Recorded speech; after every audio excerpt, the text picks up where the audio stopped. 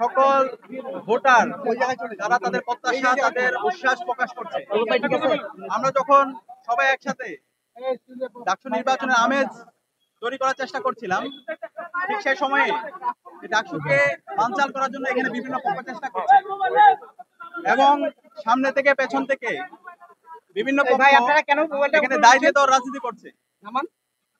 আপনারা জানেন কার্জন এরিয়ায় অমর 21 হলে যে সেন্টার আছে, সেই সেন্টারে যে পোলিং অফিসার আছে, সে পোলিং অফিসার কিছু ব্যালট পেপারে ছাত্র দলের যে প্যানেল আছে পুরো প্যানেলের ভোট তারা আগে থেকে দিয়ে রেখেছিল।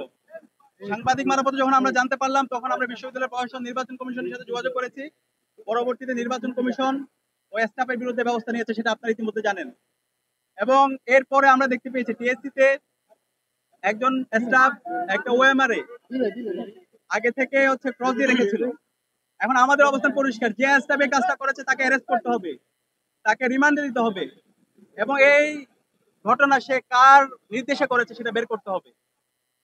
আমরা জানতে পেরেছি এখানে বিভিন্নপন্থী আমাদের শিক্ষক আছে এবং স্টাফরা আছে, তারা বিভিন্নভাবে ডাকসু নির্বাচনকে বানচাল করার চেষ্টা করছে।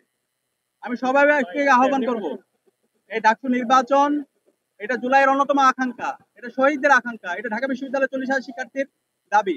সুতরাং ডাকসু নির্বাচনকে যারা বানচাল করার চেষ্টা করছে তাদের বিরুদ্ধে আমাদেরকে সবাইকে ঐক্যবদ্ধভাবে কাজ করতে হবে, আমাদেরকে সজাগ থাকতে হবে এবং যে সমস্ত স্টাফরা এই সমস্ত কাজ করেছে তাদের বিরুদ্ধে দ্রুত সময়ের মধ্যে বিচারের আওতায় নিয়ে আসতে হবে, তাদেরকে থানায় দিতে হবে, তাদেরকে অ্যারেস্ট করতে হবে।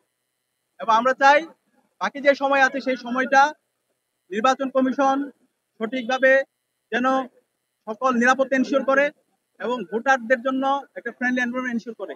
আমরা একই সাথে উদ্বিগ্ন, দেখতে পাচ্ছি অনেক বহিরাগতরা বিভিন্ন প্রবেশ পথ দিয়ে তারা এখানে আসছে, বিভিন্ন ভোট কেন্দ্রের পাশে আসছে, যে কারণে শিক্ষার্থীরা অনিরাপত্তায় ভোগ করছে। আমরা বিশ্ববিদ্যালয় প্রশাসনকে জানিয়েছি যারা এখানে বহিরাগত আছে তাদের বিরুদ্ধে যেন ব্যবস্থা নেওয়া হয়। ফলাফল যাই হবে আসলে মেনে নেবেন।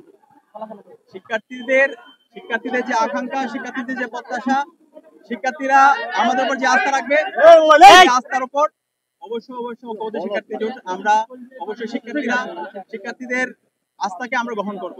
কিন্তু এখানে যদি নির্বাচন কেউ বানচাল করতে চায়, নির্বাচনকে যদি কেউ ইঞ্জিনিয়ারিং করতে চায়, জুলাইয়ে যেভাবে শিক্ষার্থীরা খুনি হাসিনা এবং ছাত্রলীগকে রুখে দিয়েছিল, ঠিক একইভাবে তারা প্রতিবাদ প্রতিরোধ তাদের জারি রাখবে।